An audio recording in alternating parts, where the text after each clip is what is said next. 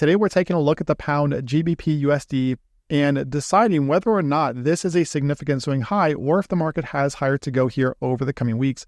We're also going to look at the DXY and how the market continues to struggle to climb above that 105 handle.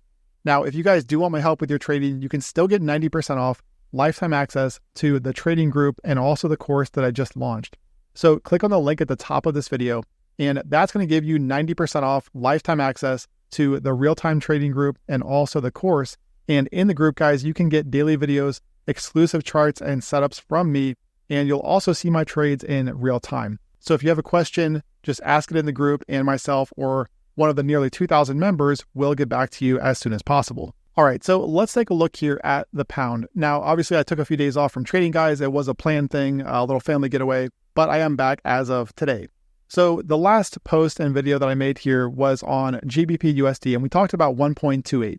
And the reason for that is if you look here, going back to late 2021, these highs back here in late 2021, you can see that we do have a trend line off of several of these highs. And the last video that I made, we hadn't quite gotten a retest here. However, we did get a retest this week. And furthermore, on the downside, we've got this level down here off of these recent lows. So you can see how the market is just kind of coiling between these two levels over the past year and a half or so. So really, since the start of 2023, we have seen the pound and the euro and a lot of these majors just going sideways here and coiling into the apex of this massive consolidation pattern. So I do think that over the next, let's say 6 to 12 months, we are likely to see these markets finally break out one way or the other. But for now, we're just dealing with ranging markets. So with that in mind, let's take a look here at the daily time frame. Now, the last video that I made, I was talking about 1.28. And that was the area where I was saying that this could present a potentially, lucrative short opportunity here for the pound. And what you'll notice here is if I hover over this candle, the high on this candle was 1.28008. So if you round up, it was 1 pip above 1.28. So right on the dot there, we did get a rotation lower.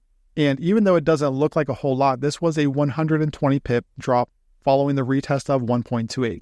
Now, you can see where the pound so far is finding support down here, right around this level, around 1.2685 or so. Okay, so this is going to be support for now for the pound. Obviously, resistance comes in just below 1.28 at this moment. And we do have an imbalance based on this candle here yesterday and also this upper wick here from Tuesday. So that's why we're seeing the market bounce, obviously from this key level down here, but the market is also capturing some of that imbalance that we saw on that move lower. So the question now is, do we see the pound come up here and fill this in a bit more, potentially even coming up here into this area to fill in this upper wick from Tuesday? And I certainly wouldn't rule it out. But at the same time, I also have to favor shorts here while the market is below that 1.28 level, because again, even though I think that over the next 6 to 12 months, we are likely to get a breakout from this terminal pattern. Okay, this could take time to play out. And as of right now, the market is coming off of resistance. So when you talk about, being a swing trader here, you're obviously looking for longs from areas like this down here, shorts from areas like this, longs from down here. And now that we're at resistance, I have to favor looking for shorts as long as 1.28 holds on the high timeframes. Okay, so I'm not ruling out a bit of a move higher here from the pound to fill in that imbalance, potentially up here toward levels like 1.278 or so. Now, when we look at the DXY, the US dollar index, this is also obviously going to matter when we look at the pound. And like I've mentioned here for the past few weeks, right now the DXY has just been moving within this ascending channel here in 2024. Now, while I was out, you can see where we did get another retest of the bottom of this channel.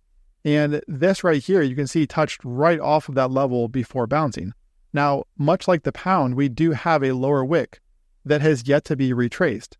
And a lot of times, especially on the higher time frames, when you see wicks like this right here, okay, this lower wick from Tuesday, you can see that the very next candle never retraced any of that wick.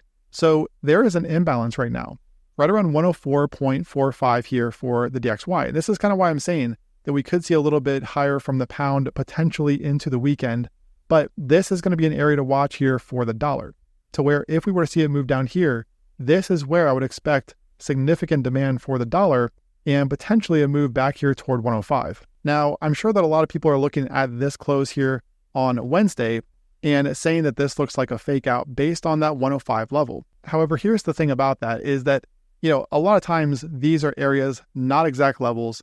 And that's what I would say here for the DXY, because this was not a convincing close on Wednesday. If the market had closed up here in this area, so up here in this area and then closed back below, then I would call that a potential fake out, and that would have a bearish look to it, right? But as of right now, this is just the DXY ranging between this area around 105, as high as 105.1 or so, and down here toward 104.45. So this right now is just a ranging market at that support level that we've seen hold up all year. Okay, so I think that, at least in my opinion, this is the wrong time to be getting bearish on the dollar, just because if you are, you'd be getting bearish right into the bottom of this channel that has held up all year. All right, so for the DXY, I think the 104.45 is the support to watch. And again, this area up here, as high as like 105.1, this is going to be resistance. We do need a convincing close above this area to flip this to support and expose levels like 105.6. Obviously, if we were to see this market close below this area down here at 104.45, then that would be bearish for the DXY. All right, so flipping back to the pound, you can see how the DXY does complement what we're seeing so far here on the pound.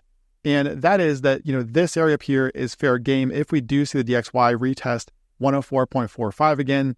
Again, support for the pound, it comes in down here around 1.2685 with a daily close below that exposing levels like 1.256. All right, so as of now, indecision here for the pound, the same thing for the euro and a lot of these major currency pairs. But as long as this market is ranging, as long as we're seeing move within these multi-year trend lines that we've looked at, then you might as well play the range here. And again, as long as 1.28 holds up, I do favor shorts against this level here.